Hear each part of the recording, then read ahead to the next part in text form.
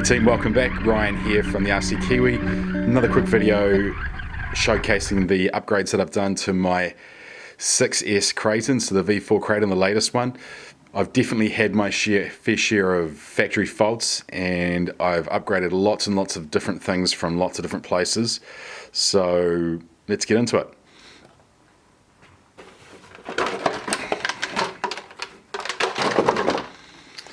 So first things first, obviously you can see that I have a dust cover on it. Now I'd seen these online and I thought it'd be a great idea to keep the dust out. In reality they don't do that at all. There's a bit of a gap here at the front, and short of cutting it or having it as a permanent fixture perhaps underneath some of this stuff, you know, it's quite difficult to sort of get it to work perfectly. But what it does do very well is keep the stones out. I always bash in gravel pits typically, and stones in the drive shaft, stones underneath the, you know, the rear diff. It's just, you know, a bit of a pain and a bit of a worry. So this has actually worked out really well. They're pretty cheap, so there'll be a link in the description below.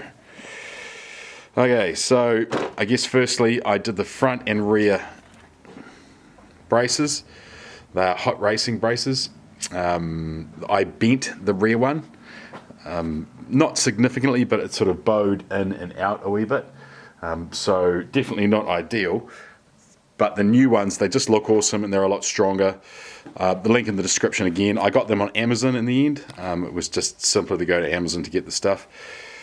Also from Hot Racing, I have a rear brace.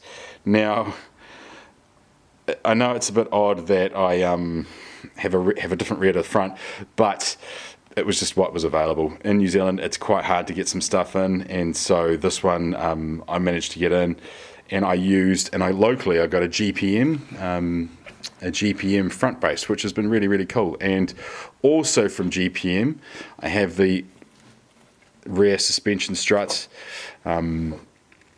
I could also look towards buying that, but at this stage all I've got is the rear suspension. I had a bit of a problem with suspension with this straight out the gate. I was bashing at a skateboard park and went over a jump, everything normal, and then just looked, and the pin from the suspension, from the shock had sort of popped out, and what it looks like it done is in the factory they just hadn't tightened the screw and it worked its way loose.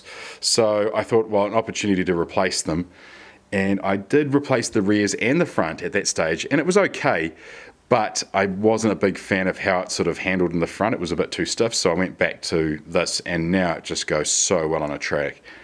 What else have we done in here? I think that's it at this stage. I'm considering buying a M2C chassis, but I'm probably just waiting until I bend it. I've done pretty well. I haven't bent it as yet. Oh, here we go, T-bone, yes, of course. I'd had to replace the front bumper. They're very thin, and you know, they're pretty weak, and eventually they crack, especially if you bash real hard. So this one's been really, really good. I hope it'll protect the A-arms. It's just so great to do. So great, such a great bumper from T-bone Racing. Again, link in the description. Yeah, so that's it, guys. So like, obviously some things just, you know, you're out of your control, and I think factory faults are one of those things. And so this is what you got to watch out for. Make sure that you just tighten up your screws every once in a while.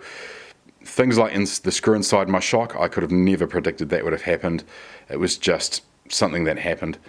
But do the best you can and tighten them up just to prevent stuff from happening. All these upgrades have made this truck, I wouldn't call it bulletproof, not like Mojave bulletproof, but really, really, really, really strong, and really, I'm really confident that I can go out and bash it really hard without breaking it every time. Unlike this thing here, which basically breaks on every single outing. So, yeah. Thanks for watching, guys. Subscribe. Stay tuned.